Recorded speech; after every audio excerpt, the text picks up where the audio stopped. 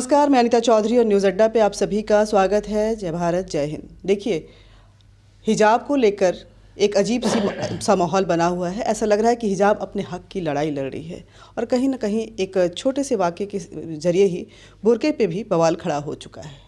मामला international forum तक पहुंच चुका है और OIC यानी कि ऑर्गेनाइजेशन ऑफ इस्लामिक कंट्रीज़ ये कह रही है कि भारत में मुस्लिम महिलाओं के हिजाब के अधिकार का कहीं ना कहीं हनन हो रहा है और हम संयुक्त राष्ट्र में जाएंगे। बात करने के लिए हमारे साथ अल्पसंख्यक मंत्री मुख्तार अब्बास नकवी जी हैं। सर, हिजाब को लेकर के जो इस तरह से इतने मामले जो एक अजीब सा माहौल बना हुआ है कि नहीं हिजाब ही सब कुछ है। देखिए, पहली बात ये जो हिजाबी हुड़दंग है ये मुस्लिम महिलाओं और ख़ास तौर से लड़कियों की तालीम, तरक्की और तहफ़्फ़ुज़ मतलब कि सुरक्षा।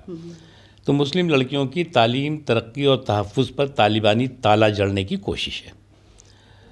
और आज जिस तरह से हमारे देश में समाज के सभी वर्ग, समाज के सभी हिस्से, चाहे वो धार्मिक स्वतंत्रता हो, चाहे वो शैक्षणिक एजुकेशनल एम्पावरमेंट हो, चाहे सोशल एम्पावरमेंट हो, उस पर पूरी तरह से मजबूती के साथ आगे बढ़ रहे हैं।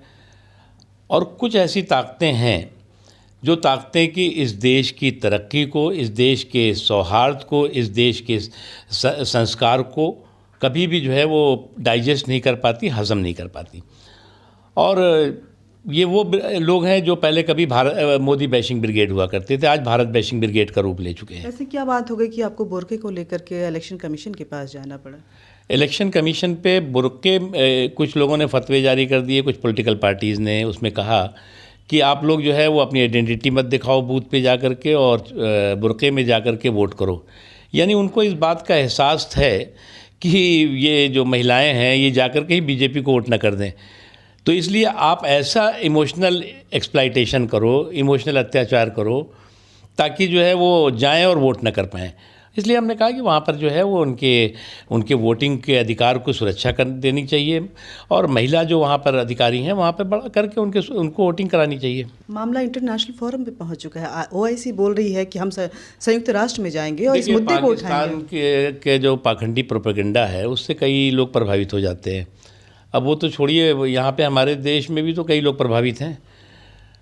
यूनिफॉर्म पर मिस इन्फॉर्म करने के लिए कांग्रेस पार्टी आगे बढ़ जाती है, फिर उनकी लीडर जो है वो हिजाब और बिकनी लेके खड़ी हो जाती हैं, फिर जो है वो स्ट्रीट पर जो है वो हिजाबी हॉरर शो होता है। तो ये सारी चीज़ें हैं, लेकिन हमें किसी से ज्ञान लेने की ज़रूरत नहीं है। एक लास्ट सवाल सर, जिन बच्चियों को प्रोग्रेसिव बातें करनी है, जिन बच्चियों को पढ़ाई की बातें करनी है, जिन बच्चियों को ये देखना है कि हमें समाज की कुरीतियों को ख़त्म करके किस तरह से आगे, ये ट्रांसफॉर्मेशन जो जनरेशन है वो है जो ट्रांजिशन लाकर एक नए युग की शुरुआत करता है। लेकिन वही बच्चियां आज बोली कि नहीं हिजाब मेरा अधिकार है और हमको हिजाब पहनना ही है। देखिए भाई, ये तो हमारे देश में सभी लोग स्वतंत्र हैं, लेकिन सबको ये बात भी स्वतंत्रता खुले दिमाग से सोचना चाहिए कि वो तरक्की के मेन स्ट्रीम में किस तरह से आगे बढ़ेंगे।